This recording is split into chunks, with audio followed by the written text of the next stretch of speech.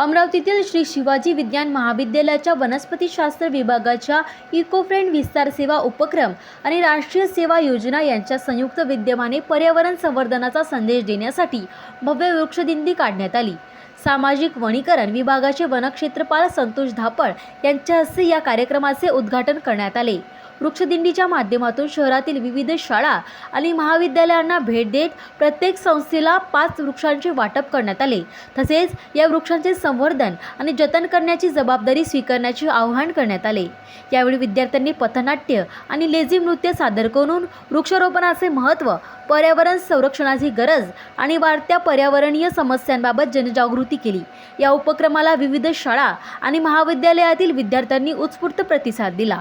महाविद्यालयाचे प्राचार्य डॉक्टर जी.व्ही. कोपरे यांनी पर्यावरणाचे संतुलन राखण्यासाठी केवळ वृक्षारोपण नव्हे तर वृक्ष संवर्धनाची जबाबदारी प्रत्येकाने स्वीकारणे गरजेचे असल्याचे त्यांनी विद्यार्थ्यांच्या सक्रिय सहभागातून हरित आणि शाश्वत भारताचे स्वप्न निश्चितच साकार होईल असा विश्वासही त्यांनी व्यक्त केला।